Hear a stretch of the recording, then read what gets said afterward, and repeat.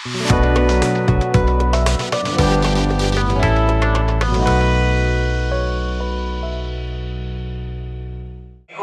जय हिंद। कैसे हैं आप सभी लोग? उम्मीद करता हूं आप सब अच्छे होंगे। एक बार फिर आप और हम मिलकर डिस्कस करेंगे अपने पूर्व निर्धारित विषय पर।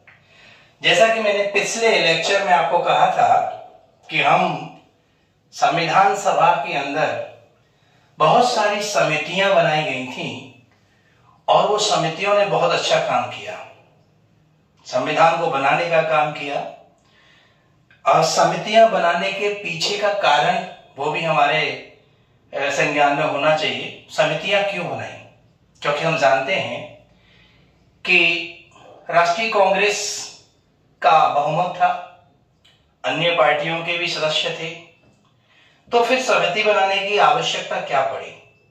एक्चुअली में आज भी हम जब संसद में समितियों की बात करते हैं और विभिन्न विषयों पर विचार विमर्श करने के लिए विभिन्न समितियां आज भी हमारे सदन में बनाई जाती हैं, तो समितियां बनाने के पीछे का कारण है कि बहुत सारे हमारे जो मेंबर्स होते हैं, यानी सदन के भीतर बैठे हुए मेंबर्स जो चुनकर आए हैं, उनको भी ऐसा लगना चाहिए कि सदन के भीतर जो कानून बन रहा है, सदन के भीतर जो नियम बन रहे हैं देश के लिए, उसमें उनका भी योगदान है। और इसीलिए आज भी जब समितियां बनती हैं सदन में, तो विभिन्न राजनीतिक दलों के सदस्यों को किसी न किसी समिति का मेंबर बनाया जाता है, जिससे उसको ये रहे कि मैं न केवल सांसद हूं बल्कि इस देश के लिए बनने वाले कानूनों में भी मेरी सहभागिता है। ठीक यही अवधारणा, यही सोच काम कर रही थी हमारी संविधान सभा में। संविधान कैसे बनेगा, इस पर विचार विमर्श करने के लिए, विभिन्न क्षेत्रों में अनुसंधान करने के लिए विभिन्न समितियां बनाई गई। तो उन कमेटीज की हम बात करेंगे। जैसा कि मैंने यहां पर नोट आउट किया है, बोर्ड पर आप देख सकते हैं, संविधान सभा की समितियां बहुत इंपॉर्टेंट हैं। कई बार परीक्षाओं में, अनेक परीक्षाओं में ये प्रश्न यहां से पूछे जाते हैं समितियों को लेकर। समितियां तो बहुत थी, लेकिन प्रमुख रूप से जो बड़ी समितियां थी, जो लीड कर रही थी पूरे सदन को, वो 8 समितियां थी। उनके नंबर थे 8। चलिए सबसे पहले हम उन समितियों को डिस्कस कर लेते हैं। वो 8 समितियां कौन कौन सी थी और उनका क्या क्या काम था। सबसे पहले आप यहां देख सकते हैं, सबसे पहले समिति का नाम है संघ समिति, संघ शक्ति समिति। संघ शक्ति समिति के अध्यक्ष पंडित जवाहरलाल नेहरू थे। समिति का मतलब एक व्यक्ति नहीं होता, आप ये नहीं कह सकते कि उसमें एक ही व्यक्ति था। समिति में एक से अधिक सदस्य होंगे। वो सदस्य सामान्य तौर पर हमारे लिए जानना आवश्यक नहीं है, इसीलिए सदस्यों के नंबर न बताते हुए उस समिति के अध्यक्ष का नाम यहां पर हमने मेंशन किया है। अगर कोई समिति बहुत ज्यादा इंपॉर्टेंट है तो उसके मेंबर्स की हम बात कर लेंगे, ठीक है। तो कई समितियां ऐसी हैं जिसमें 50 से अधिक सदस्य शामिल थे, तो ऐसा न समझें कि इसमें अध्यक्ष पंडित जवाहरलाल नेहरू तो और कोई होगा ही नहीं। जैसे मैंने कहा कि कई समितियां ऐसी हैं जिनमें 54 मेंबर्स हैं, कई समितियां हैं जिनमें 54 प्लस मेंबर्स हैं, समझ रहे ना। तो 50, 54, 53, 55 इतने लोग एक एक समिति में हो सकते थे भी उस समय, लेकिन वो हमारे लिए इतना इंपॉर्टेंट नहीं है जितना हमें अध्यक्ष के बारे में और उसके कार्य के बारे में जानना इंपॉर्टेंट है। इसीलिए यहां पर केवल अध्यक्ष का ही नाम मेंशन किया गया है। तो संघ शक्ति समिति के अध्यक्ष थे पंडित जवाहरलाल नेहरू जी, ठीक है। पंडित जवाहरलाल नेहरू जी थे, यानी इनका काम क्या था? इस समिति का काम था कि यूनियन के पावर्स को देखना, यूनियन के पास में कौन कौन सी शक्तियां होंगी उनका अध्ययन करना, है ना। ये काम नाम से समझ में आ रहा है। दूसरा है संघीय संविधान समिति। यूनियन कॉन्स्टिट्यूएंट कमेटी बनी, इसके भी अध्यक्ष पंडित जवाहरलाल नेहरू जी थे। तीसरी समिति है जिसका नाम है प्रांतीय संविधान समिति, यानी प्रांतों के लिए क्या संविधान होगा, क्या प्रांतों के लिए व्यवस्थाएं होंगी। ये समिति के अध्यक्ष सरदार वल्लभ भाई पटेल जी को बनाया गया।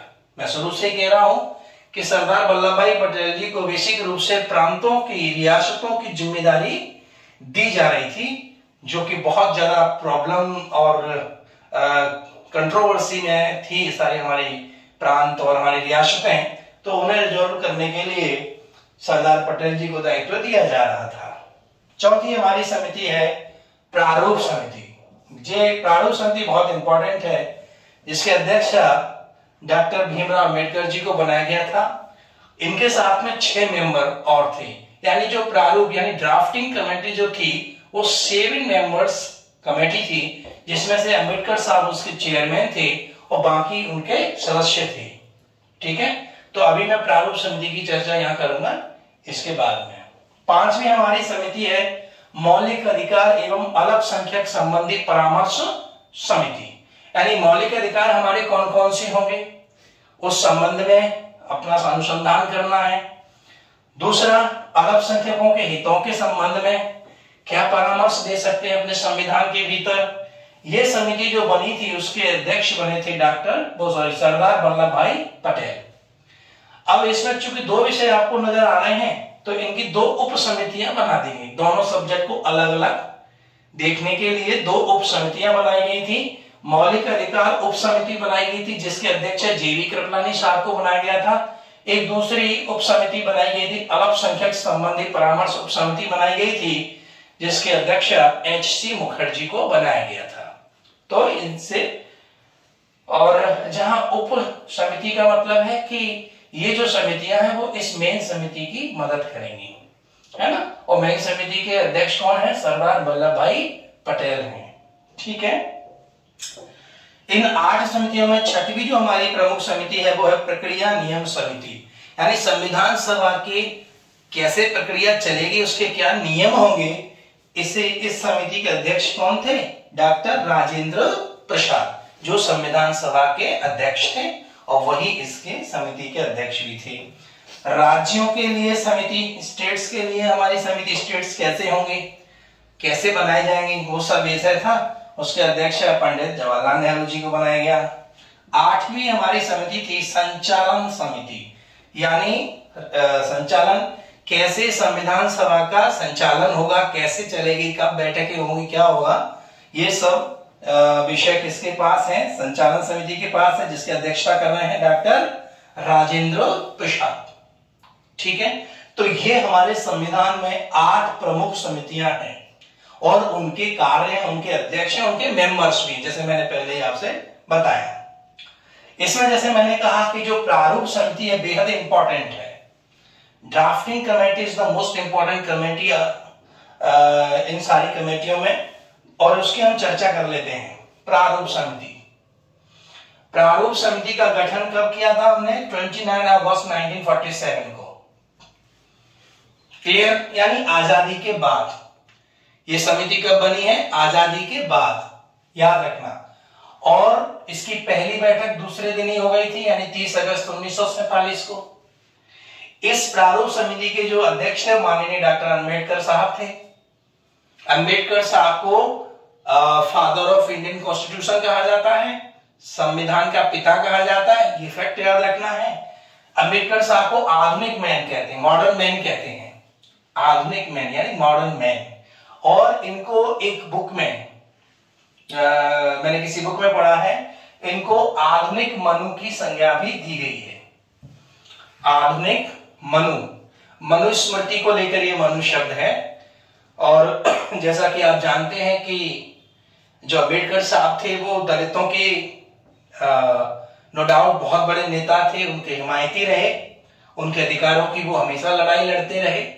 और मनुस्मृति को उन्होंने जलाया था। मनुस्मृति में कुछ ऐसे प्रावधान हैं जिनमें हमारे एक वर्ग विशेष को लेकर कुछ गलत नियम हैं, कुछ बातें हैं, तो उसको उन्होंने एक बहुत बड़ी संहिता है, मनु संहिता, जिसे मनु संहिता कहते हैं। अब तो उस मनु संहिता की जगह एक बहुत बड़ी संहिता है जिसे भारत का संविधान कहते हैं, तो आधुनिक मनु का नाम दिया गया है अंबेडकर साहब को। तो इस बात को भी आप याद रखना कि ये अंबेडकर साहब के लिए शब्द का प्रयोग किया गया है, ठीक है। एक बात। दूसरी बात, अंबेडकर साहब जैसे कि आप सब जानते हैं महाराष्ट्र से संबंधित थे। आदरणीय भीमराव अम्बेडकर जी कहां से थे? बंबई से। आज उसको महाराष्ट्र कहते हैं, पहले उसको बंबई स्टेट बोलते थे। याद रखना, बंबई स्टेट 1960 तक बोला जाता था। 1960 में बंबई स्टेट के 2 भाग हो गए थे, जिसमें से एक गुजरात बन गया था, शेष भाग महाराष्ट्र कहलाया था। अब उसको बंबई स्टेट नहीं कहते, पहले बंबई स्टेट कहते थे। तो अम्बेडकर साहब बंबई से आते थे, बंबई स्टेट से आते थे, लेकिन उनका जो निर्वाचन हुआ था, आप समझ रहे निर्वाचन कैसे हुआ था? आनुपातिक प्रतिनिधित्व प्रणाली, एकल संक्रमणीय मत से अप्रत्यक्ष निर्वाचन हुआ था। तो वो कहां से आए थे? वेस्ट बंगाल से। याद रखना, पश्चिम बंगाल से इनका निर्वाचन हुआ था। ये क्वेश्चन कई बार पूछा गया है कि संविधान सभा में अंबेडकर जी का निर्वाचन कहां से हुआ था। तो कई बार कंफ्यूजन होता है, लगता है कि वो चूंकि मुंबई स्टेट से, तो बंबई स्टेट से ही आए होंगे, पर ऐसा नहीं है।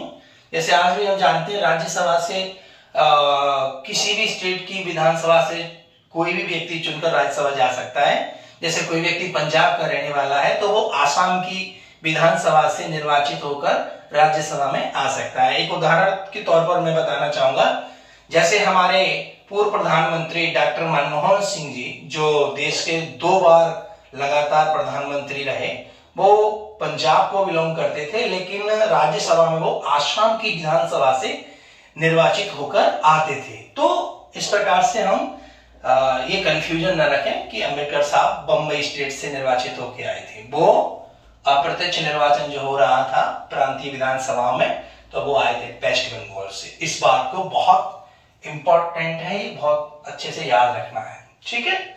दूसरे, और ये चेयरमैन थे, इस समिति के चेयरमैन थे, ठीक है, अध्यक्ष थे। अब इसके सदस्य 6 और सदस्य थे।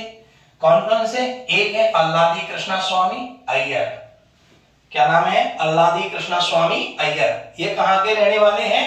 ये मद्रास से आए थे। निर्वाचित होकर कहां से आए थे? मद्रास से आए थे। तीसरे सदस्य हैं कि इस समिति के एम मुंशी। तीसरे सदस्य मतलब दूसरे सदस्य। अंबेडकर साहब तो उसके अध्यक्ष थे, तो अपन जो जैसे कहना चाहे कह सकते हैं। के एम मुंशी साहब कहां से आए थे? बंबई स्टेट से आए थे। चौथे इसके मेंबर है मोहम्मद सादुल्ला, जो असम से आए थे, असम, ठीक है। और 5वें इसके मेंबर हैं बीएम मित्तर साहब। बीएम मित्तर साहब इन्होंने अपने निजी कारणों से बाद में इस्तीफा दे दिया था, तो इनकी जगह फिर एन माधव जी को इसमें रखा गया था। ये मैंने माइनस बनाया, इसका मतलब हट गए हैं, प्लस का मतलब ऐड हो गया, ठीक है। तो पहले बीएम मित्तर साहब इसके मेंबर थे इस कमेटी के, लेकिन बाद में इन्होंने अपने किसी निजी कारण से इस्तीफा दे दिया था, तो इनकी जगह लाए गए थे N Madhav. Is it clear? N Gopalaswami Ayyangar, ये कहां से आए हैं? मद्रास से। डीपी खेतान साहब की मृत्यु हो गई अपने पद पे रहते हुए, तो इनकी जगह किसको लाया गया था? टीटी कृष्णाचारी, मद्रास से, ठीक है। और ये निर्दलीय चुनकर आए थे, किसी दल से नहीं थे। तो इस प्रकार से ये ड्राफ्टिंग कमेटी बनी। ये 7 मेंबर हैं, उनमें से अंबेडकर साहब इसके अध्यक्ष हैं और प्लस 6 उसके मेंबर्स हैं। तो ये अपन को याद रखना है, ठीक है। अच्छा, प्रारूप समिति का गठन कब हुआ था? 29 अगस्त को हुआ था। 29 अगस्त 1947 को हुआ था, आजादी के बाद हुआ था। इसकी पहली मीटिंग कब हुई थी? 30 अगस्त 1947 को हुई थी, याद रखना है। अच्छा, अब मैं इसमें एक और आपको चीज बताता हूं कि इस प्रारूप समिति का काम क्या था। यह बहुत इंपॉर्टेंट है। कई बार हम लोग पढ़ लेते हैं, याद कर लेते हैं, लेकिन हमको ये नहीं पता होता कि ड्राफ्टिंग कमेटी का मेन फंक्शन क्या था, मेन काम क्या था। ड्राफ्टिंग कमेटी का मेन काम था विभिन्न देशों के संविधानों को स्टडी करना और उन संविधानों से कुछ प्रावधानों को अपने संविधान में शामिल करना जो हमको हमारे देश के अनुकूल लगे। यानी 60 से अधिक देशों के संविधानों की स्टडी की थी प्रारूप समिति ने। तो ये कोई छोटा काम नहीं होता। और याद रखना, जो प्रारूप समिति है, जो ड्राफ्टिंग कमेटी है, इसने 6 महीने से कम का समय लिया था इसको पूरा ड्राफ्ट करने में। पूरा संविधान को ड्राफ्ट करने में 6 से ज्यादा टाइम नहीं लिया था अम्बेडकर साहब की लीड कमेटी ने। तो प्रारूप समिति का मेन काम क्या है? संविधान को ड्राफ्ट करना, यानी विभिन्न देशों के, यानी विभिन्न मतलब 60 देशों के संविधानों की स्टडी करना और उनमें से जो जो प्रावधान हमारे देश, हमारी संस्कृति के अनुरूप है उनको हमारे संविधान में शामिल करना। ये काम था ड्राफ्टिंग कमेटी का। It is the very very important function of the drafting committee. Okay, तो इस बात को भी हम याद रखेंगे। और प्रारूप समिति का जो ड्राफ्ट बना था उसमें 114 दिन चर्चा हुई थी।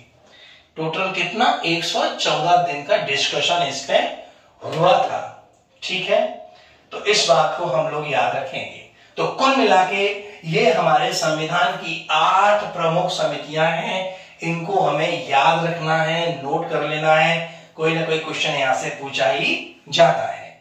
इसके अलावा और कौन कितनी समितियां थी? तो इनके अलावा कहीं पर आपको 12 या 13 समितियां मिलेंगी, कहीं पर आपको 9 समितियों का जिक्र मिलेगा। वो छोटी छोटी समितियां बनाई गई थी और समितियों की उप समितियां बनाई गई थी। इस तरह से वो छोटी छोटी समितियां बनाई गई थी। उनमें से कुछ समितियों की अपन चर्चा कर लेते हैं। जैसे संविधान सभा कार्य समिति, जिसके अध्यक्ष थे JV मालवणकर साहब। कार्य संचालन समिति, जिसके अध्यक्ष थे डॉक्टर KM मुंशी। सदन समिति थी, जिसके अध्यक्ष थे पट्टाभी सीताराम मैया। झंडा समिति, ये पूछा गया एक बार, JV कृपलानी। झंडा समिति के अध्यक्ष कौन थे? Mister JV Kripalani. इस बात को याद रखना है। ऐसे ही सर्वोच्च न्यायालय हेतु एक समिति बनी थी। इसके अध्यक्ष थे S भद्राचार्य इसके अध्यक्ष थे। ठीक है, भद्राचार्य इसके अध्यक्ष थे। सर्वोच्च न्यायालय के लिए क्या व्यवस्था की जाए उसकी स्टडी करने के लिए ये समिति बनाई गई थी। और भी इनके अलावा समितियां थी। छोटी छोटी समितियों में इंपॉर्टेंट है ये झंडा समिति, सर्वोच्च न्यायालय के लिए समिति S भद्राचार्य इसके अध्यक्ष थे। ठीक है, बाकी ये समितियां आपको याद रखनी है। ओके, अब देखिए समितियां बन गई। अब समितियों को कार्य दे दिया गया, वो अपना अपना कार्य करें और अपनी अपनी स्टडी करके, अपना अपना अनुसंधान करके वो सदन के भीतर प्रस्तुत करें, है ना। और उन सारी समितियों के मटेरियल को मिला के ड्राफ्ट करना है, संविधान को ड्राफ्टिंग करनी है। ठीक है, और वो काम किसको दिया है? हमारे आधुनिक में फादर ऑफ इंडियन कॉन्स्टिट्यूशन आदरणीय अम्बेडकर जी को, इसीलिए उनको फादर कहते हैं। ओके, अब बात करते हैं कि संविधान सभा ने कैसे काम करना शुरू किया। ठीक है, देखिए हमारी संविधान सभा का गठन हो गया था जुलाई अगस्त 1946 कैबिनेट मिशन के अनुसार संविधान सभा के लिए इलेक्शन हुआ और वो नंबर मैं आपको कल बता चुका हूं। और नवंबर 1946 यानी नवंबर 1946 में संविधान सभा का गठन हो गया और इसकी जो बैठक हुई वो 9 दिसंबर यानी 9 दिसंबर 1946 को पहली बैठक हुई, जिसके प्रोटेम स्पीकर डॉक्टर सच्चिदानंद सिन्हा जी को बनाया गया। फिर इसकी दूसरी बैठक 11 दिसंबर 1946 को हुई, जिसके परमानेंट अध्यक्ष स्पीकर बनाए गए डॉक्टर राजेंद्र प्रसाद। फिर 13 दिसंबर 1946 को नेहरू जी के द्वारा उद्देश्य प्रस्ताव पेश किया गया।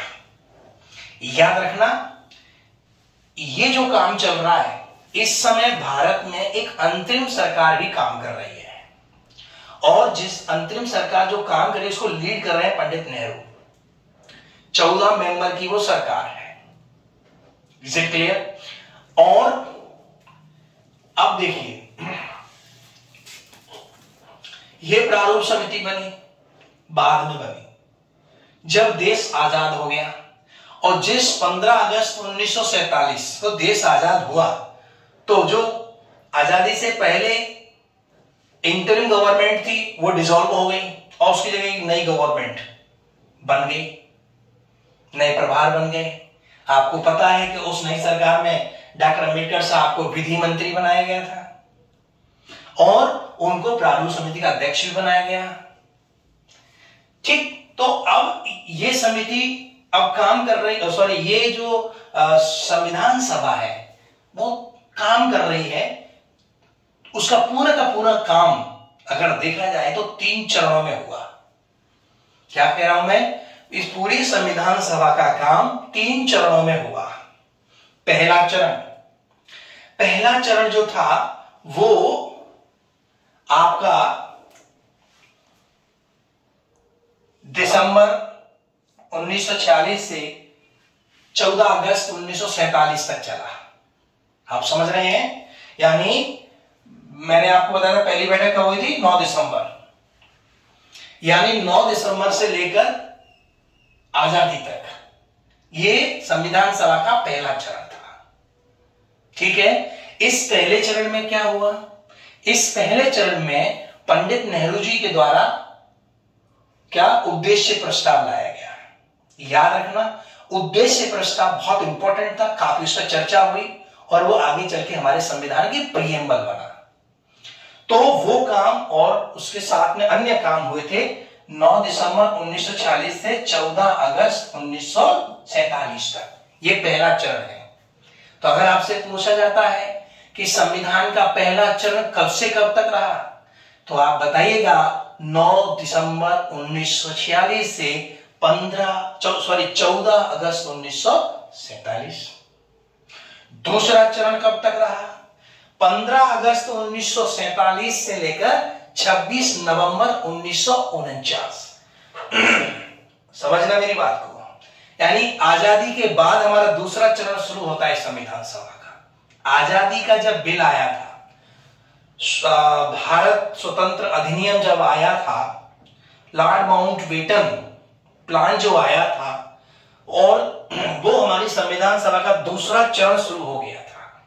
उस दूसरे चरण में परिवर्तन हुआ। उस परिवर्तन को हमें याद रखना है। वो दूसरा परिवर्तन क्या था कि जैसे ही हमारा देश आजाद हुआ तो अंग्रेजों ने या अंग्रेजों की सरकार ने, अंग्रेजों की हुकूमत ने, या अपन कह सकते हैं माउंटबेटन प्लान में ये कहा गया कि भारत की जो संविधान सभा जो इस समय वर्किंग में है वो सारे बंधनों से मुक्त है, पूरी तरह से मुक्त है। वो जैसा चाहे जब तक चाहे भारत का संविधान बना सकती है। एक दूसरा ये जो संविधान, ये जो माउंटबेटन प्लान में कहा गया कि आज के बाद देश आजाद है हमारी तरफ से, जितने भी अंतरराष्ट्रीय पैक्ट हैं भारत के साथ में वो भी डिसॉल्व है। भारत चाहे तो उन पैक्ट को आगे फॉरवर्ड करे और नहीं तो उनको अपनी सभा में डिसॉल्व कर दे। तीसरा, इसी माउंटबेटन प्लान में कहा गया कि अब भारत के लोगों के द्वारा ही चलेगा। यानी जब तक भले उनका संविधान बनके तैयार नहीं हो रहा है तब तक वो भारत शासन अधिनियम 1935 की सहायता ले सकते हैं और अपने देश का संचालन कर सकते हैं। उनकी अपनी एक फिर अंतरिम गवर्नमेंट काम कर रही है, चाहे तो वो उनको देश भी चलाना है, यानी संविधान भी बनाना है और साथ में अब अपने देश को भी चलाना है। यानी अंग्रेजी हुकूमत ने, अंग्रेजी सरकार ने, यानी कॉलोनियल जो रूल था वो पूरी तरह से डिसॉल्व हो चुका है। अब आपको 2 काम करने हैं, एक देश के लिए संविधान बनाना है और दूसरा देश को चलाना है। तो अब इस सदन की यानी संविधान सभा की दोहरी भूमिका होगी इस दूसरे चरण में। कैसे होगी? जैसे ये सदन जैसे पहले से संविधान सभा बनी है, आजादी के बाद इस संविधान सभा को ही कन्वर्ट कर दिया हमारे संसद के रूप में। याद रखना, हमारे संसद के रूप में इसको कन्वर्ट कर दिया गया। यानी अब इसी सदन सेम है, सेम मेंबर्स हैं, कोई चेंज नहीं है मेंबर्स में, सेम सदन है, सेम मेंबर्स हैं, बस उस सदन की भूमिका थोड़ी बढ़ा दी गई। एक भूमिका है जब वो संविधान बनाएगा तब उसके कहेंगे संविधान सभा, और एक भूमिका है जब वो देश को चलाने के लिए सामान्य कानून बनाएंगे तब उसे कहेंगे भारत की संसद, पार्लियामेंट। ओके, तो जिस दिन संविधान को बनाना होता था या संविधान बनाने पर जिस दिन चर्चा करनी होती थी, उस समय जब सभा बैठती थी उस हाउस में, तो उसे संविधान सभा कहते थे और उसकी अध्यक्षता करते थे कौन? डॉक्टर राजेंद्र प्रसाद। लेकिन जिस दिन देश को चलाने के लिए जब यही सदन संसद के रूप में बैठता था तो उसकी अध्यक्षता करते थे जेबी मालवणकर। याद रखना है। यानी जैसे आज कोई दिन है, अमुक दिन आज है, आज हमें संविधान बनाना है, तो इसकी अध्यक्षता करेंगे डॉक्टर राजेंद्र प्रसाद। यानी ये सदन क्या है? संविधान सभा है। लेकिन मान लीजिए 10 दिन बाद या 4 दिन बाद हमें देश के लिए कोई कानून बनाना है, तो राजेंद्र बाबू वहां से हट जाएंगे उस चेयर से। अब इस चेयर पे कौन बैठेंगे? जेबी मालवणकर, वो हमारे पार्लियामेंट के स्पीकर। और बैठी कौन है? सरकार। और क्या रहे हैं उसको? पार्लियामेंट। काम क्या कर रही है? देश के लिए सामान्य कानून बनाना, जिससे देश को चलाया जाए रेगुलरली। क्लियर हो गया? तो याद रखना, ये दूसरे चरण में दोहरी भूमिका हमारे सदन की है। ठीक, क्लियर हो गया होगा। और ये कब से कब तक रहा दूसरा चरण? 15 अगस्त से लेकर 26 नवंबर 1949। 26 नवंबर 1949 क्या है? 26 नवंबर वो डेट है जिस दिन हमारा संविधान बनकर तैयार हो गया। जिस दिन हमारा संविधान बनके तैयार हो गया वो डेट कौन सी है? 26 नवंबर 1949। This is the most important. इस दिन हमारा दूसरा जो चरण था उसमें संविधान बनके तैयार हुआ। इस संविधान को बनने में कितना समय लगा? 2 वर्ष 11 महीने 18 दिन का समय लगा। 2 वर्ष 11 महीने 18 दिन एग्जैक्ट ये है। और इस पूरे संविधान को बनने में कितना खर्चा आया है? 64 लाख। यानी उस समय 64 लाख रुपए खर्च हुआ था इस संविधान को बनाने में। और समय कितना लगा? 2 वर्ष 11 महीने 18 दिन का समय लगा। क्लियर हो गया समझ में? अब संविधान बनके तैयार हो गया 26 नवंबर को, 26 नवंबर 1949 को, लेकिन इसे पूरी तरह से लागू नहीं किया गया। क्यों?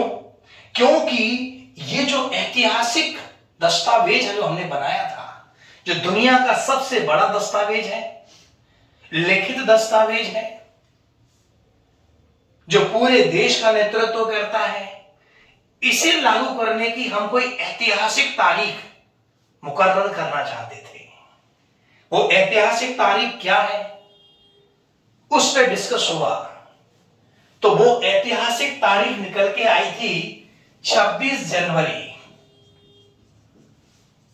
कौन सी तारीख है? 26 जनवरी। क्यों इंपॉर्टेंट है 26 जनवरी? जब हमारे देश की आजादी का मूवमेंट चल रहा था, उस समय कांग्रेस ने लाहौर अधिवेशन में, कांग्रेस ने दिसंबर 1929, क्या बोल रहा हूं मैं? कांग्रेस ने दिसंबर 1929 में यह घोषणा की थी कि 26 जनवरी, कौन सी तारीख? ध्यान रखना, अधिवेशन कब हो रहा है? दिसंबर 1929 में, दिसंबर 1929 में। और उस लाहौर अधिवेशन, कांग्रेस का जो अधिवेशन था, उसमें यह घोषणा की गई कि पूरे भारत में 26 जनवरी को स्वराज्य दिवस मनाया जाएगा। पूरे देश में स्वराज्य दिवस मनाया जाएगा, यानी आजादी दिवस मनाया जाएगा। यानी हम लोग ये सेलिब्रेट करने लगे कि हम अंग्रेजों को भगा के रहेंगे, लेकिन हम ये मान लिए हैं कि हम आजाद हो गए, हम स्वराज्य दिवस मनाएंगे और रोक सके तो अंग्रेजी हुकूमत रोक ले हमको। तो ये चैलेंजिंग जो डेट थी तो काफी ऐतिहासिक थी, और ऐसा नहीं है केवल घोषणा थी। 26 जनवरी को पूरे देश में स्वराज दिवस के रूप में मनाया गया। पूरे देश में आजादी का जश्न मनाया गया था 26 जनवरी 1930 को, 26 जनवरी 1930 को। और इसके लिए अंग्रेजी हुकूमत ने बहुत अत्याचार किए, हमारे नेताओं को गिरफ्तार कर लिया, हमारी आम जनता पर गोलियां चलाएंगे। पूरे हिंदुस्तान में अंग्रेजों की हुकूमत ने हिटलरशाही चलाई, यानी हमें इस प्रयास को दबाने की कोशिश की, दमन किया, लेकिन हम पीछे नहीं हटे। कई लोगों ने जान गंवाई, कई लोगों की गिरफ्तारी हुई। तो ये जो तारीख थी जब हमने पहली बार भारत में स्वराज दिवस मनाया था, स्वराज गांधी जी की सोच है, और तो ये 26 जनवरी हमारे लिए बेहद इंपॉर्टेंट थी। इसीलिए हमने कहा कि हम 26 नवंबर को हमारा संविधान बनके तैयार हो गया है, लेकिन उसे हम पूरी तरह लागू नहीं करेंगे, बल्कि कब करेंगे? उस ऐतिहासिक तारीख में। इसीलिए 26 जनवरी 1950 को इस संविधान को पूरे भारत पर लागू किया गया था, और उस दिन भारत एक गणतंत्र देश बन गया था। आज हम क्या मनाते हैं? आज हम क्या मनाते हैं 26 जनवरी 1950 को? आज हम 26 जनवरी 1950 को किस रूप में मनाते हैं? आप जानते हैं कि हम उसे गणतंत्र के रूप में मनाते हैं। ठीक? अच्छा, एक चीज और याद रखना है, 26 नवंबर यानी 26 नवंबर 1946 में जब संविधान बनके बिल्कुल तैयार हो गया, रेडी हो गया, और उसके जस्ट एक दिन पहले यानी 24 जनवरी को इस संविधान सभा को डिसॉल्व कर दिया। ध्यान रखना, 26 ये तारीख मैं आपको बता रहा हूं, है ना। ये समितियां मैं यहां पे थोड़ा साफ कर देता हूं। यहां पे जैसे 24 नवंबर 1949 इस दिन हमारी संविधान सभा को डिसॉल्व कर दिया। क्लियर? यानी अब संविधान सभा केवल हमारी पार्लियामेंट रह गई, संविधान बनके तैयार हो गया, और सभी सदस्यों ने जो उसमें उपस्थित थे, इंक्लूडिंग डॉक्टर राजेंद्र प्रसाद, उन सब ने इस पर हस्ताक्षर किए। हमारे संविधान पर क्या किए? हस्ताक्षर किए। 284 लोगों ने। कितने लोगों ने हस्ताक्षर किए हैं? 284 लोगों ने हस्ताक्षर किए हैं। याद रखना, नंबर तो 299 है, अरे total number of the house कितने थे? 299, लेकिन साइन कितने लोगों ने किए हैं? 284 लोगों ने साइन किए। क्लियर आ गया समझ में? 284। ये क्वेश्चन कई बार पूछा गया है कि बताइए हमारे संविधान पर अंतिम रूप से हस्ताक्षर कितने लोगों ने किया है? तो वो नंबर है exact 284। Is it clear? Okay. दूसरा, किस तारीख में हस्ताक्षर किए गए थे? तो 24 नवंबर। ठीक है, संविधान 26 नवंबर 1949 को एकदम रेडी हो गया, लेकिन लागू नहीं किया गया था उसे, लेकिन उसका कुछ हिस्सा स्वतः ही लागू हो गया था, क्योंकि आप लोग जानते हैं कि हमारा देश का पार्टीशन हो गया था। तो हमारे देश को मतलब कुछ न कुछ तो हमारा देश पार्टीशन में बहुत जूझ रहा था, बहुत झगड़े हो रहे थे, सांप्रदायिक दंगे हो रहे थे। हमारे लिए ये प्रॉब्लम खड़ी हुई थी, हम किसे अपना माने किसे पराया माने, क्योंकि पहले तो भारत ही था। जो लाहौर में रह रहा है वो भी हमारा था, और जो हैदराबाद में रह रहा है वो भी हमारा, जो ढाका में रह रहा है वो भी हमारा था, दिल्ली में वो भी हमारा। तो बड़ी प्रॉब्लम देश को फेस करनी पड़ी थी, पूरे देश में दंगे चल रहे थे। और इस संविधान का कुछ हिस्सा, जैसे सिटीजनशिप, किसको नागरिक माना जाए किसको नहीं माना जाए, वो आर्टिकल्स जो थे हमारे संविधान में वो ऑलरेडी लागू हो गए, यानी स्वतः ही लागू हो गए थे 26 नवंबर 49 को। याद रखना मैंने यहां लिख दिया है 15 ऐसे आर्टिकल हैं जो उसी दिन लागू हो गए, स्वतः लागू हो गए। पूरा संविधान 26 जनवरी 1950 को लागू हुआ, लेकिन याद रखना संविधान का कुछ हिस्सा यानी 15 आर्टिकल 26 नवंबर 1949 को ही लागू हो गए थे। जैसे आर्टिकल 5, 6, 7, 8, 9, 60, 324, 366, 367, 379, 380, 388, 391, 392, 393। मैं एक बार फिर दोहरा देता हूं। 5, article 5, article 6, article 7, article 8, article 9, article 60, article 324, article 366, article 367, article 379, article 380, article 388, article 391, article 392, article 393। ये 15 आर्टिकल हैं जो उसी दिन स्वतः लागू हो गए थे। मूल संविधान जो हमारा बना था वो भी मैं आपको लगे हाथ बता देता हूं। उसमें क्या था, उसमें 22 भाग थे। कितने भाग थे? 22 भाग थे और 395 आर्टिकल थे। क्लियर आ गया? यानी उसमें कितने थे हमारे संविधान में जो बनके तैयार हुआ है, इसके लिए कड़ी मेहनत की है सारे लोगों ने। उसमें 22 भाग और आर्टिकल कितने हैं? 395। और उसमें आप बात कर सकते हैं 8 अनुसूचियां थी। कितनी? 8 शेड्यूल। अब तो 12 हो गई है, पर पहले मूल संविधान में कितनी थी? 8 अनुसूचियां थी। ठीक है, 22 भाग, 395 आर्टिकल, 8 अनुसूचियां, ये हमारे मूल संविधान में थी व्यवस्था। आज इसमें चेंज हो गया है, आज इसमें चेंज हो गया है। कई आर्टिकल्स हमने हटा दिए हैं, कई आर्टिकल्स हमने बढ़ा दिए हैं, संशोधन हुए हैं हमारे संविधान में, वो हम आगे चर्चा करेंगे। अनुसूचियों की संख्या भी 8 नहीं है 12 हो गई है। अब ये भाग 22 नहीं है 25 हो गए हैं। अब ये आर्टिकल 395 400 450 के आसपास हो गए। तो वो बाद में चेंज हुए हैं, धीरे धीरे आज भी चेंज हो रहे हैं, वो बात की चर्चा है। लेकिन मूल संविधान में हम क्या कह रहे हैं? 22 भाग। भाग मतलब पार्ट, 22 पार्ट मतलब हर एक भाग का एक स्पेशल सब्जेक्ट है हमारे संविधान में। अगर आपको वो स्पेशल सब्जेक्ट जानना तो उस वाले भाग में चले जाइए, मिल जाएगा। ठीक। और 395 आर्टिकल्स हैं। दुनिया का सबसे बड़ा लिखित संविधान माना जाता है। इतना बड़ा संविधान कहीं के नहीं है। मैं एक उदाहरण आपको देता हूं। जैसे अमेरिका का संविधान है, यूएसए का, यूनाइटेड स्टेट्स ऑफ अमेरिका का संविधान है, उसमें केवल 7 आर्टिकल्स हैं, ओनली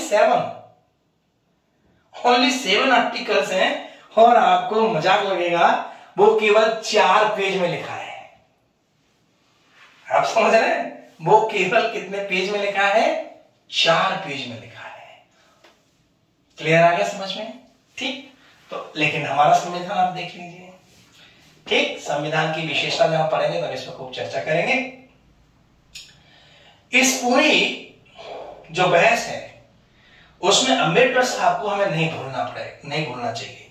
अंबेडकर साहब ने इस संविधान को, जैसे अभी भी नियम है सदन के भीतर, जैसे कोई सरकार का मंत्री बिल लाता है, मैं इसे मंत्री मान लेता हूं इनको, तो मंत्री थे भी वो, तो जैसे कोई बिल आता है तो उसके 3 रीडिंग होती है, first reading, second reading, third reading. First reading में क्या होता है? फर्स्ट रीडिंग में जो उसको ड्राफ्ट को जो प्रस्तुत कर रहे हैं वो उसको पढ़ के सुनाते हैं। ठीक है, और हर सदस्य को उसकी प्रति दे दी जाती है। फिर सेकंड जो रीडिंग होती है उसमें गर्मा गर्म बहस होती है, डिस्कशन होता है, जिसमें सारे सदस्य अपने सुझाव देते हैं। तो जो पेश कर रहा है उस बिल को, वो उन सुझावों में कंसीडर करे न करे, उसका प्रिविलेज है, ये उसका सोच है, उसकी इच्छा है। तो बताते हैं कि जब ये जो ड्राफ्ट आया और उसको पेश किया गया तो उसकी फर्स्ट रीडिंग, जब सेकंड रीडिंग हुई तो उसमें खूब गर्मा गर्म बहस हुई। और उस बहस का परिणाम ये था कि उसमें लगभग 5653 सुझाव आए। 5653 यानी 5635 सुझाव आए, लेकिन 2473 सुझावों पर ही विचार विमर्श किया गया। ठीक है, आज भी यही होता है, कई सुझाव आते हैं, कई प्राइवेट बिल आते हैं, गैर सरकारी बिल आते हैं, तो उनमें बहस हो भी सकती है, नहीं भी हो सकती है, सरकार का प्रिविलेज होता है, मिनिस्टर का, सरकार का। तो इस बात को हमें याद रखना पड़ेगा। खूब बहस हुई, गर्मा गर्म। एक नाम बहुत इंपॉर्टेंट है जिसको बहुत पूछा भी जाता है, इस पूरी की पूरी संविधान सभा के एक बड़े इंपॉर्टेंट व्यक्ति हैं, उनका नाम है doctor BN. Rao. Doctor BN. Rao बहुत इंपॉर्टेंट है। बी.एन. राव संविधान सभा के लीगल एडवाइजर, संवैधानिक सलाहकार BN. Rao. This is the most important. यानी इस पूरी संविधान सभा को लीगली अगर कोई सपोर्ट कर रहा था, एडवाइज कर रहा था, तो उसका नाम है मिस्टर बी.एन. राव। कौन थे बी.एन. राव? बी.एन. राव वो शख्सियत है जो अंतरराष्ट्रीय न्यायालय है नीदरलैंड के हैग में, उसके जज रहे थे। यानी आप समझिए कि मिस्टर बी.एन. राव कितनी बड़ी शख्सियत रही होगी जो अंतरराष्ट्रीय न्यायालय में जज रहे। Mister BN. राव, और मिस्टर बी.एन. राव इस पूरी संविधान सभा के लीगल एडवाइजर थे, और अंबेडकर साहब के साथ मिलकर उन्होंने काम किया था। कहा जाता है कि सबसे पहले संविधान सभा का जो पहला ड्राफ्ट जो दिया था वो मिस्टर बी.एन. राव ने दिया था, जिसमें 243 आर्टिकल्स और 13 शेड्यूल थे। तो सबसे पहले ड्राफ्ट रखने वाले कौन थे? Mister BN. राव थे, लीगल एडवाइजर भी थे। लेकिन बाद में फाइनली जो ड्राफ्ट रखा गया, संविधान जो पेश किया गया, वो किसके द्वारा पेश किया गया था? डॉक्टर अंबेडकर के द्वारा, डॉक्टर भीमराव अंबेडकर। उन्होंने किस नाम से प्रस्तुत किया था इस पूरे संविधान को? तो आप याद रखना, the constitution is settled, the constitution is settled by the assembly be passed. ये 29 नवंबर 1949 की घटना है। किस नाम से पास हुआ इंडियन कॉन्स्टिट्यूशन? वो बिल, किस नाम से बिल पास हुआ? बहुमत तो था ही उनका, पास होना ही है। यानी the constitution is settled by the assembly be passed.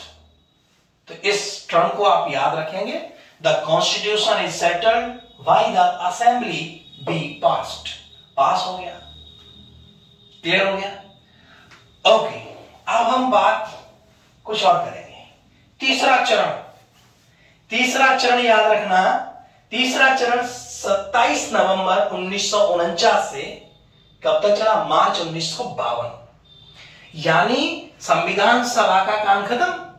अब वो क्या बनकर किसमें कन्वर्ट हो गई? पार्लियामेंट में। जो प्रधानमंत्री पंडित नेहरू के नेतृत्व में काम करेगी सरकार, जब तक देश में आम चुनाव न होगा। माउंटबेटन आप जानते हैं, भारत के गवर्नर जनरल बन गए, है ना? भारत गवर्नर जनरल बन गए थे। माउंटबेटन वायसराय नाम बदल दिया था, क्योंकि आजादी खत्म, आजाद हो गया देश, वायसराय खत्म, तो उन्हीं का नाम बदल दिया। उन्हें क्या कहा? गवर्नर जनरल ऑफ इंडिया कहा माउंटबेटन को। फिर बाद में माउंटबेटन जब संविधान लागू हो गया, उसके बाद माउंटबेटन भी हट गए, और सी राजगोपालाचारी को हमारे देश का पहला गवर्नर जनरल ऑफ इंडिया बनाया गया। सी राजगोपालाचारी, जिन्हें राजा जी के नाम से भी जाना जाता था। ठीक है, चलिए तो बात करते हैं तीसरे चरण की। तो तीसरा चरण मार्च 1952 तक चला, 27 नवंबर 1949 से मार्च 1952। इस बीच में संविधान लागू हुआ, भारत देश गणतंत्र देश बना, और देश के अंदर पहला आम चुनाव हुआ। और आम चुनाव जब हुआ देश के अंदर, तो अंतरिम सरकार जो काम कर रही थी, टेम्परेरी रूप से जो पार्लियामेंट काम कर रही थी, वो सब डिसॉल्व हो गई, और फ्रेश सरकार बनी, नई सरकार बनी, जो चुनकर लोगों के द्वारा चुनकर भेजी गई थी। और निश्चित रूप से कांग्रेस को उसमें जीत मिली। पंडित जवाहरलाल नेहरू डायरेक्ट इलेक्शन के द्वारा चुने हुए पहली सरकार को लीड करने वाले प्रधानमंत्री बने थे। तो भारत के पहले प्रधानमंत्री पंडित जवाहरलाल नेहरू जी। और 26 नवंबर 1950 के संविधान पूरी तरह से भारत में लागू हो गया था। क्लियर हो गया। अब कुछ तथ्य हैं जो अक्सर हम लोग भूल जाते हैं या छूट जाते हैं, वो तथ्य भी मैं आपको बता देता हूं। जैसे अभी हमारे भारत में संविधान दिवस मनाया जाता है। कब मनाया जाता है? 26 नवंबर को मनाया जाता है। कब से मनाया जा रहा है? 2015 से। जो वर्तमान हमारे प्रधानमंत्री जी हैं आदरणीय नरेंद्र मोदी जी, उन्होंने इसकी शुरुआत की 26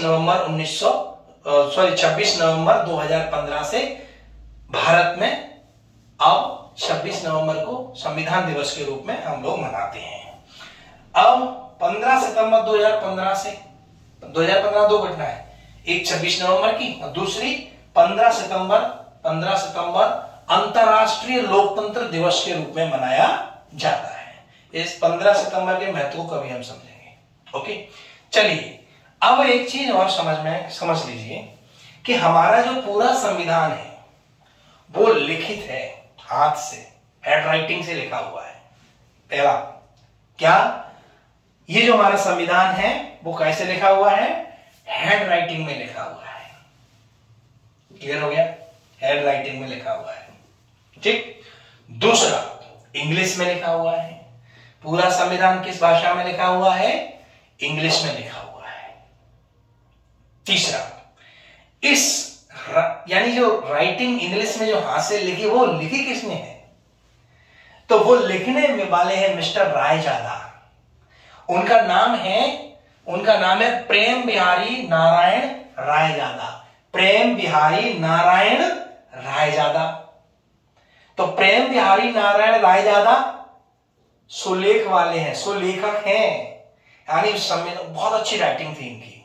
नेहरू जी स्वयं इनके घर गए और इनसे कहा कि सुनाएंगे पूरे भारत में सबसे सुंदर हैंड राइटिंग किसी की व्यक्ति की है तो रायजादा जी की है। तो वो इनके घर गए, स्वयं प्रधानमंत्री घर गए, कहा कि तुम्हें संविधान लिखना है देश का, क्या लोगे? आप इसकी क्या कीमत लोगे लिखने की? भाई मेहनत करोगे तो पारिश्रमिक कुछ चाहिए आपको। इस व्यक्ति ने कहा कि सर, ये मेरे लिए सौभाग्य की बात होगी कि मेरे हाथ से देश का संविधान लिखा जाएगा। मुझे क्या चाहिए? मुझे कुछ नहीं चाहिए, बस मेरा नाम संविधान के साथ जुड़ जाए, उल्लेख होता रहे, बस यही मेरा पारितोष होगा। तो प्रेम बिहारी नारायण रायजादा का नाम संविधान के पन्नों पे लिखा हुआ है, याद रखना, हर पन्ने पे इसका नाम लिखा हुआ है। और इतनी सुंदर कर्सर राइटिंग लिखी है इंग्लिश में कि दुनिया में शायद ही किसी की अच्छी इतनी राइटिंग हो। तो इसकी अगर मूल जो लिपि मिले तो वो प्रेम बिहारी नारायण रायजादा का नाम उसमें मिलेगा आपको, यानी कॉलीग्राफर यानी कहते हैं हस्तलिखित। दूसरा, इस संविधान को डेकोरेट कौन करेगा? बहुत मेहनत की संविधान को बनाने में। इस संविधान को डेकोरेट करने का जो काम दिया वो शांति निकेतन को दिया गया। शांति निकेतन जो रविन्द्रनाथ टैगोर जी के नाम से आप शांति निकेतन जानते हैं, पश्चिम बंगाल में आश्रम है, बहुत बड़ा विश्वविद्यालय है शांति निकेतन। उस शांति निकेतन को इस संविधान को डेकोरेट करने का काम दिया गया। यानी इस संविधान में क्या, इस संविधान में चित्र बनाए गए हैं, हमारे हिंदू देवी देवताओं के चित्र बनाए गए हैं, है ना। और वो चित्र जो बनाए गए हैं वो किसके द्वारा बनाए गए हैं, किसके द्वारा उसको डेकोरेट किया गया है? तो वो काम दिया गया है आपके शांति निकेतन को, है ना। और इसमें जो व्यक्ति मैंने मदन लाल बोस और राम मनोहर सिन्हा, मदन लाल बोस और कौन है? राम मनोहर सिन्हा। ये बहुत इंपॉर्टेंट नाम है। तो रायजादा साहब को याद रखेंगे, शांति निकेतन को याद रखेंगे। हमारे संविधान के हर पेज पर हमारे हिंदू संस्कृति, हमारे भारत की संस्कृति, हिंदू मंदिर और बहुत सारे चित्र बनाए गए हैं। मैं केवल हिंदू की बात नहीं कर रहा हूं, मतलब हमारे हिंदुस्तान की संस्कृति की बात कर रहा हूं। तो जो भी हमारे पुरातात्विक, जो भी हमारे ऐतिहासिक स्थल है, मंदिर है और हमारे किले हैं, बाड़े हैं, जो हैं, वो सब हमारी प्रकृति को इसमें उकेरा गया है हमारे संविधान के हर पन्ने पर। तो मेरे हिसाब से ये बात पूरी हो गई है। तो मुझे लगता है आपकी समझ में आ गया होगा कि कैसे हमारा संविधान बना, कितने लोगों का इसमें योगदान रहा। सारी समितियों ने अपना जबरदस्त काम किया। और एक बात याद रखना कि जब देश का विभाजन हुआ, लास्ट बात बोल रहा हूं, जब देश का विभाजन हुआ तो मुस्लिम लीग जो थी, जिसको लीड मोहम्मद अली जिन्ना कर रहे थे, तो मुस्लिम लीग अपने पाकिस्तान को लेकर जब अलग हुई तो मुस्लिम लीग भारत में भी रह गई। यानी कई सदस्य मुस्लिम लीग के थे जो भारत में रह गए थे, सदन का हिस्सा थे, हमारी संविधान सभा का वो हिस्सा बने। कई लोग जो पहले रियासतों के लोग थे वो संविधान सभा में शामिल नहीं हो रहे थे, लेकिन धीरे धीरे जैसे देश आजाद हुआ वो भी कुछ लोग हमारे संविधान सभा में शामिल हो गए थे। याद रखना कि जो मुस्लिम लीग के कुछ मेंबर थे वो हमारी कई समितियों के सदस्य भी बने थे। इस बात को हम विशेष रूप से याद रखेंगे। ये मोहम्मद सादुल्लाह का नाम आप समझ रहे हैं, प्रारूप समिति के सदस्य है ये मोहम्मद सादुल्लाह। ये मुस्लिम लीग जो इंडिया की मुस्लिम लीग थी वो तो चली गई, मुस्लिम लीग उस जो भाग इंडिया में रह गया, क्योंकि मुस्लिम लीग के सारे सदस्य पाकिस्तान के फेवर में नहीं थे, दिल से वो भारत से जुड़े थे, वो भारत में रह गए। यानी आप देख रहे हैं मोहम्मद सादुल्लाह असम से निर्वाचित होकर आए थे, मुस्लिम लीग से थे, और उनको कितने इंपॉर्टेंट कमेटी का मेंबर बनाया गया, उनका कितना बड़ा सम्मान किया गया। ठीक है, तो इस प्रकार से हमारा ये जो संविधान है बनके तैयार हुआ। और हाँ, जिस दिन हमारा संविधान लागू हुआ उस दिन हमने अपना जनगण मन राष्ट्रगीत को अपनाया, राष्ट्रगान को भी अपनाया, और उससे पहले जुलाई के महीने में हमने तिरंगे को अपनाया था। तो इसकी चर्चा कभी हम करेंगे, और भी फैक्ट बता सकते हैं इसके बारे में। खैर, तो इस प्रकार से ये हमारा संविधान बनके तैयार हुआ। आज इस चैप्टर की समाप्ति है। अगले वीडियो में हम कोई दूसरा संविधान का आगे का टॉपिक लेंगे, जो भी इसके आगे आएगा। संविधान बनने की प्रक्रिया पूरी होती है।